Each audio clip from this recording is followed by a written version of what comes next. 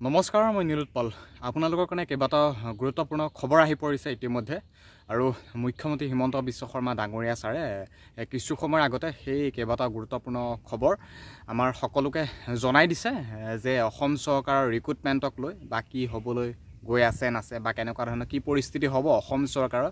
Recruitment বা ইমান বিশেষ এটা দীঘল নকৰোঁ প্ৰথমতে মই কৈ ল'ব বিচাৰিছোঁ যে আজি যিহেতু 26 জুলাই আৰু কিছু সময়ৰ আগতে মুখ্যমন্ত্ৰী হিমন্ত বিশ্ব শৰ্মা ডাঙৰীয়া ছাৰে বহু নিউজ চেনেলৰ আগতে মানে তেখেতে প্ৰেছ মিট বা তেওঁ বহু নিউজ চেনেলৰ আগতে তেওঁ নিজৰ মন্তব্যসমূহ দাঙি ধৰিছে যে অসম চৰকাৰৰ চাকৰি কেনেকুৱা কি ধৰণৰ হ'বলৈ গৈ আছে নাছে কিন্তু ভাল খবৰ অসম চৰকাৰৰ চাকৰিৰ প্ৰথমটো ভাল খবৰ ক'বলৈ ওলাইছোঁ ভিডিঅ'টো কণ্টিনিউ চাই থাকিবা পাৰিলে অলপমান শ্বেয়াৰ কৰি দিবা আৰু প্ৰথমটো ভাল খবৰ হৈছে CM ছাৰৰ আজি চৰকাৰী চাকৰিক লৈ আৰু সেই ভাল খবৰটোৱে হৈছে যে আমাৰ 1 লাখ চাকৰি অক্টোবৰ মাহতে সম্পূৰ্ণ কৰিব এই বৰ্তমান চলিত বছৰত অক্টোবৰ মাহতে 1 লাখ চাকৰি সম্পূৰ্ণ কৰিব আজিও কিছুমান বিভাগৰ এপইণ্টমেণ্ট আছিল বুলি কৈছে বা 15 আগষ্টৰ আশে-পাশেও এপইণ্টমেণ্ট আছে বা সেইখিনি সময়তো 15 আগষ্টৰ আশে-পাশে এপইণ্টমেণ্ট হ'ব বুলি কৈছে আৰু এতিয়া কথা হ'ল সেই 15 আগষ্টৰ হৈ যোৱাৰ পাছত বা অক্টোবৰ মাহতে 1 লাখ চাকৰিটো সম্পূৰ্ণ কৰিব সেই প্ৰথমটো ভাল খবৰ কৈছোঁ আৰু এতিয়া হৈছে 2 নম্বৰটো ভাল খবৰ 2 নম্বৰটো ভাল খবৰ এইটোৱে যে 50,000 এটা ৰিক্ৰুটমেণ্টৰ মানে নিযুক্তি হ'বলৈ গৈ আছে মে মাহৰ ভিতৰত মানে 2025 মে মাহৰ ভিতৰত বা 10 মেত যেহেতু অসম চৰকাৰৰ এই চৰকাৰখনে যেহেতু 4টা বছৰ সম্পূৰ্ণ কৰিব বুলি CM ছাৰে যেহেতু কৈছে 10 মেত মানে মে মাহৰ ভিতৰতে নতুনকৈ বা বৰ্তমান এতিয়া যিখিনি ৰিক্ৰুটমেণ্ট চলি আছে সেইখিনি ৰিক্ৰুটমেণ্টৰ কথা গম পায় প্ৰায় 35,000 পুলিচ এডিআৰই বা থাৰ্ড গ্ৰেড ফ'ৰ্থ গ্ৰেডৰ বা টেট আৰু অন্যান্য কিছুমান ডিপাৰ্টমেণ্ট মিলি প্ৰায় 35,000 অসম চৰকাৰৰ চাকৰি বৰ্তমান ওলাইছে বা আমি এপ্লাই কৰিছোঁ বা আমি এই পদৰ ৰিক্ৰুটমেণ্টৰ কাৰণে ৱেইট কৰি আছোঁ আৰু 15,000 ভেকেঞ্চি প্লাছ টোটেল 15,000 মানে 50,000 এটা ৰিক্ৰুটমেণ্টৰ কাম সম্পূৰ্ণ কৰিব বা নিযুক্তি দিব মে মাহৰ ভিতৰত গতিকে ভাল খবৰ আৰু 3 নম্বৰ কথাটো ক'বলৈ আহিছোঁ যে এইবাৰ যেটো ৰিক্ৰুটমেণ্টক লৈ এই বিষয়টোৰ ওপৰত বহুতে খেলিমেলিকে বুজি আছে বা CM ছাৰো হয়তো এতিয়াকে ক্লিয়াৰকে কৈ দিয়া নাই বা হয়তো দিব লাগিছিল কিন্তু দিম বুলি কৈছে 3 নম্বৰ খবৰটো হৈছে যে আমি যেহেতু ৰিক্ৰুটমেণ্টৰ কাৰণে ৱেইট কৰিছোঁ পুলিচ এডিআৰ টেট শিক্ষক যেনেকুৱা যিধৰ নহয় এই ৰিক্ৰুটমেণ্টত আমি কিছুদিন মানৰ পৰা গম পাই আছোঁ কিন্তু ক্লিয়াৰকে গম পোৱা নাই যে ইণ্টাৰভিউ বা বৰ্তমান ইণ্টাৰভিউত আমাৰ PRC লাগিব বা ডমিচিয়েল লাগিব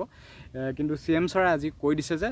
ডমিচিয়েলৰ ক্ষেত্ৰত এইটো মাহতে মানে জুলাই মাহতে তেওঁ সিদ্ধান্ত দিম বুলি কৈছে যে ডমিচিয়েলখন কেনেকুৱা কি হিচাপত লাগিব নালাগিব বা ডমিচিয়েলৰ ক্ষেত্ৰত সিদ্ধান্ত দিম বুলি কৈছে এইটো মাহতে কিন্তু ডমিচিয়েল বা PRC এইটো কাৰণে বিচাৰিছে কাৰণ আমাৰ পোষ্টখিনি যাতে বেলেগে লৈ যাব নোৱাৰে কাৰণ আমাৰ অসমৰ পোষ্টখিনি যাতে বেলেগ বাহিৰা কেণ্ডিডেটে লৈ যাব নোৱাৰে যেনেকৈ SSC GDৰ পোষ্টবিলাক যেনেকৈ লৈ গৈ আছে ঠিক তেনেকৈ যাতে আমাৰ অসম পুলিচৰ এডিআৰই টেট শিক্ষকৰ পোষ্টখিনি যাতে বাহিৰা কেণ্ডিডেটে সুযোগ বুজি যাতে লৈ যাব নোৱাৰে সেই ওপৰত ভিত্তি কৰি PRC বা ডমিচিয়েল যেহেতু বিচৰা হয় কিন্তু ডমিচিয়েলৰ কথা কৈছে যে এইটো মাহতে আমি সিদ্ধান্ত দিম ডমিচিয়েলৰ ওপৰত বাকি মই খবৰ তিনিটা কথা ক'লোঁ যে এইটো বছৰ 1 লাখ চাকৰি সম্পূৰ্ণ কৰিব আৰু 2 নম্বৰ কথাটো মই কৈছোঁ যে 50,000 ৰিক্ৰুটমেণ্ট বা নিযুক্তি মে মাহৰ ভিতৰত আকৌ হ'ব আৰু যেহেতু 35,000 আৰু 15,000 নতুনকৈ এপ্লাই হ'ব নে নাই এইখিনি ভেকেঞ্চিতে প্লাছ কৰি দিলে কেনেকুৱা কি ধৰণৰ নাজানো আৰু 3 নম্বৰ যেটো খবৰ কথা কৈছোঁ হেতু গম পাইছে যে PRC ডমিচিয়েলৰ ক্ষেত্ৰত আৰু CM ছাৰেনো কেনেকুৱা কি ধৰণৰ কথা কৈছে এইখিনি কথাই যেহেতু কৈছে মই আজি তাৰিখত যিখিনি কথা কৈছোঁ সেইখিনি কথাই CM ছাৰো কৈছে কিন্তু পোনপ্ৰথমতে বা ভিডিঅ'টোৰ শেষত CM ছাৰৰ সেই কথাখিনি মন কৰা আৰু ভিডিঅ'টো শ্বেয়াৰ কৰিবলৈ একেবাৰে নাপাহৰিব আৰু ভিডিঅ'টোৰ পৰা এইখিনিতে মই সামৰণি মাৰিছোঁ ধন্যবাদ জয় অসম কিন্তু ভিডিঅ'টো শেষলৈকে চাই থকা CM ছাৰৰ সেই কথাসমূহ ভালদৰে মন কৰা 1 লাখ হোৱাৰ পিছত মই আগতে কৈছোঁ যে 10 মেত যেতিয়া চৰকাৰ 4 বছৰ পুৰা কৰিব সেই সময়ত আমি আৰু 50,000 নিযুক্তি শেষ কৰিবৰ কাৰণে চেষ্টা কৰিম তাৰমানে অহা বছৰ 10 মেত আমাৰ আৰু 50,000 এমপ্লয়মেণ্ট যাতে হয় তাৰ কাৰণে আমি আগবাঢ়ি আছোঁ 1 লাখটো আমি চেছ কৰি দিব খুজিছোঁ যিমান পাৰোঁ সোনকালে আজি এটা নিযুক্তি আছে 15 আগষ্টৰ আগতে আৰু এটা নিযুক্তি আছে 1 লাখ সংখ্যাটো আমি অক্টোবৰ মানত পাই যাম অক্টোবৰ নৱেম্বৰ মানত আৰু তাৰ পিছত 10 মেৰ ভিতৰত আমি আৰু 50,000 নিযুক্তি দিম অসম চৰকাৰে আপোনালোকে জানে যে থলুৱা নিযুক্তিৰ ক্ষেত্ৰত অসমত যদিও যোৱা 3 বছৰত এজনো লোক অসমৰ বাহিৰৰ পৰা অসমত চাকৰি কৰিব অহা নাই, তথাপিতো কেতিয়াবা 2-এজন ব্যক্তিয়ে এই বিষয়ত এটা প্ৰশ্ন উত্থাপন কৰি থাকে। সেইকাৰণে আমি অসমৰ ডমিচাইল নীতি এটা, যে অসমত চৰকাৰী চাকৰি পোৱাৰ বাবে কোন কোন যোগ্য, এই ডমিচাইল নীতি এটা আমি খুব সোনকালে প্ৰকাশ কৰিবৰ বাবে আমি সিদ্ধান্ত লৈছোঁ। অসমৰ বিভিন্ন ব্যক্তিৰ লগত মই অনানুষ্ঠানিকভাৱে এই দিশত কথা পাতিছোঁ, কিন্তু এই বিষয়ত সকলো বাক বিতণ্ডা ওৰ পেলাবৰ কাৰণে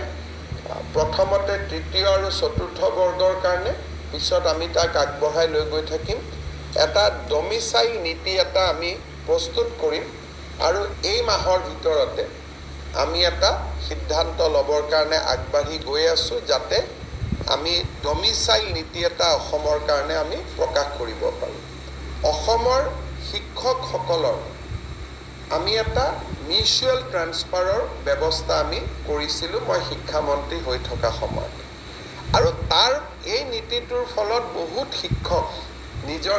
গৃহ জিলালৈকে উভতি আহিব পাৰিছিল।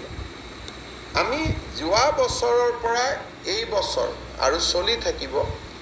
প্ৰায় more than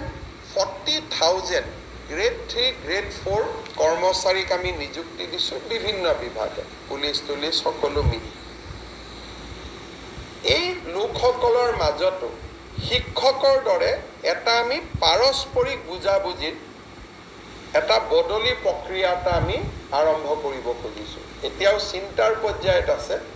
যে যদি কামৰূপৰ ল'ৰা এজন ডিব্ৰুগড়ত আছে আৰু ডিব্ৰুগড়ৰ ল'ৰা এজন কামৰূপত আছে, দুইজনে নিজৰ ভিতৰতে ফৰ্ম এখনত চহী কৰি দিলে আমি তেওঁলোকৰ ট্ৰান্সফাৰ অৰ্ডাৰটো আমি উলিয়াই দিব পাৰিম। ই অসমৰ বহুত চৰকাৰী কৰ্মচাৰীক সহায় কৰিব আৰু ই 3rd গ্ৰেড 4th গ্ৰেডৰ ল'ৰা ছোৱালীসকলে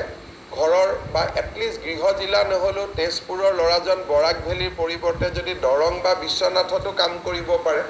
বহুখিনি সুবিধা হ'ব। সেই দিশতো আমি কিছু কাম আগবঢ়াই লৈ গৈছোঁ। শিক্ষকৰটো হৈ আছে,